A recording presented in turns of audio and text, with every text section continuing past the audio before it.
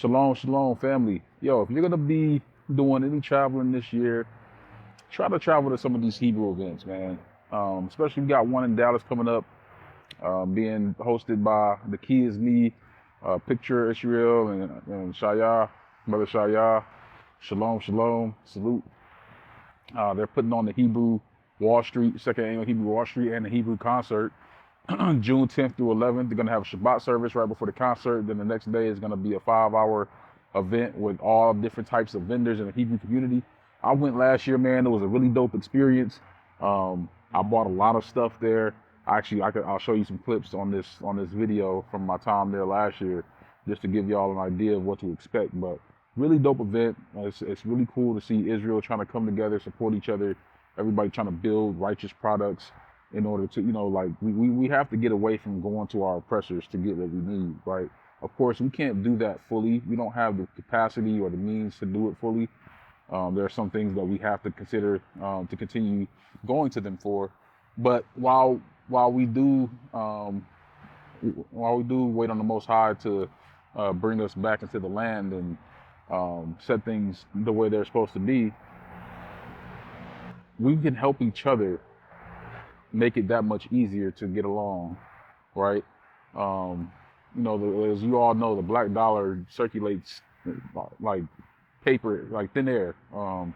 It's like we get money and it's just gone. It's like it disappears. It doesn't disappear. It goes into the pockets of other nations, and they use it to leverage their growth and their success, and then they continue to use that to exact their power and oppression all over everybody else.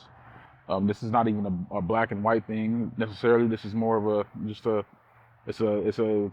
an economic thing, the rich versus the poor. I had to get away from the whole race thing. I still see a lot of crazy stuff in Israel, man. People talking about, we're gonna have slaves, and like, come on, man, that's elementary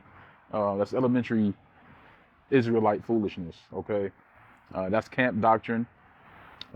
Yes, their scriptures do say that to some degree, but see, y'all are looking at it carnally, just like the people who, they spend their entire existence trying to justify polygamy, whatever you want to do it. Nobody cares really. Do what you got to do.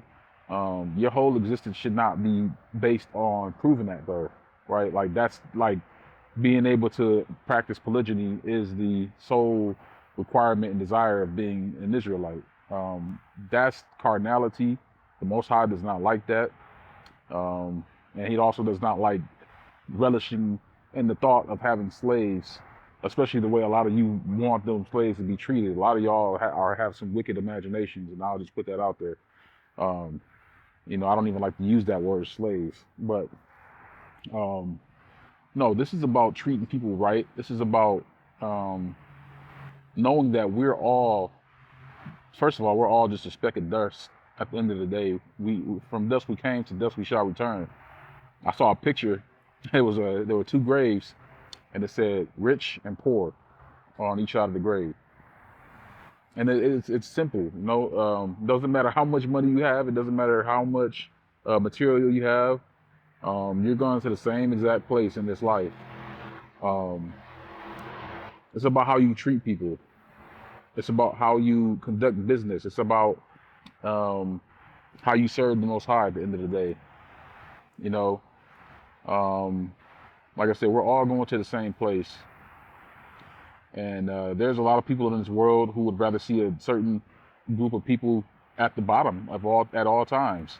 There are a lot of homeless people in this world that, of course, the rich don't even give a second thought to, based on a lot of their policies and a lot of the things that they do to try to marginalize those people.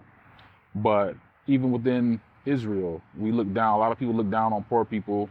Of course, teach a man to fish, instead of just feeding them. Because I've tried to teach a man to fish. I fed the man to fish, and then I tried to teach him to fish, and he didn't learn a damn thing.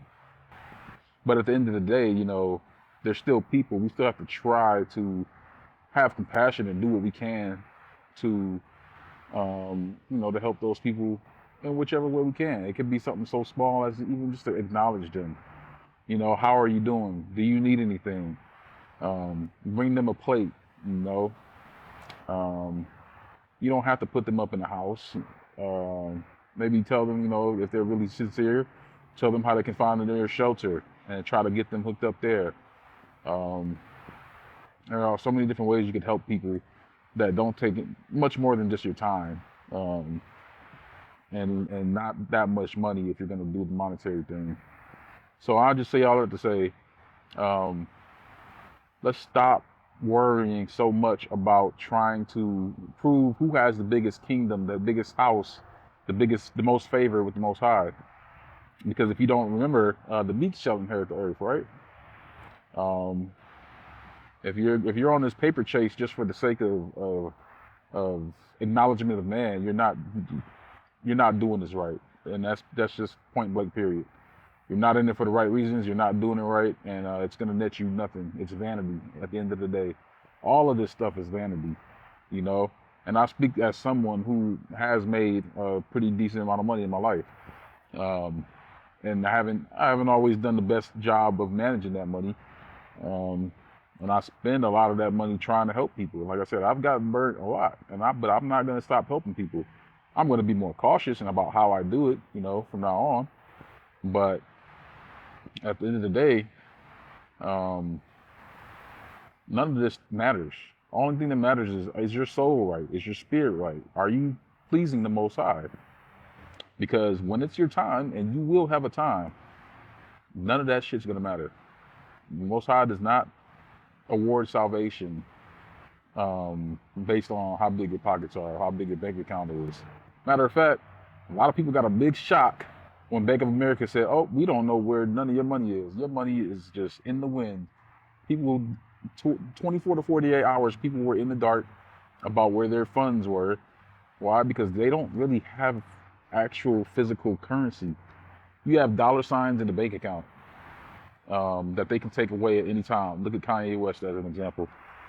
Um, really, it's just numbers on a paper. A lot of people put their trust in that. We see all these things going on. Austin I saw a video of people in Austin digging in garbage cans. This is, and you want to sit here and tell me that this is not you think you're not living in the third world country? Are you sure? Are you sure you're not living in the third world country? Because I saw people in Austin, Texas, digging in trash cans because the grocery stores were empty after just 2 days of inclement weather. 2 days. I remember a couple years ago when when Dallas went under its deep freeze, and they were completely unprepared. Power was out for days and weeks for some people. Water pipes bursting. The grocery stores were ravaged. Nobody was prepared. Nobody's prepared. These things happen more and more frequently these days, and y'all still don't seem to think that at any given moment your life can flip just like that, at no fault of your own, or maybe it is a fault of your own because that's the damnation of the curses that we're under, and that is our fault collectively. But a lot of people who think they're secure in what they have they're finding out more and more lately that they're not. They don't even have as much control over their own lives as they think they do. When the time comes that these dollar signs and these bank accounts don't mean anything in the face of, okay, where am I going to get my next meal? Where am I going to find some water? Um, the simple things that we forget about. We all become humanized in that moment. I think a lot more people need to realize just how much danger they're actually in this day and age. All those numbers in your bank account, all those bills under your mattress, that can't save you from the reality of life when reality hits. That's just it's about as simple as I can put it. It's loud as hell, so we're gonna get up out of here. I'm gonna get on with my day. I hope y'all have a wonderful, blessed week. Try to stay positive. Try to stay centered, first and foremost. Don't get too high on yourself. Don't get too low on yourself. We're all we're all kind of starting from scratch, you know. We're all kind of coming from the same zero ground. So don't get too hard on yourself, but also don't get too high on yourself. Know that any day could be your day, that everything changes for better or for worse. Peace.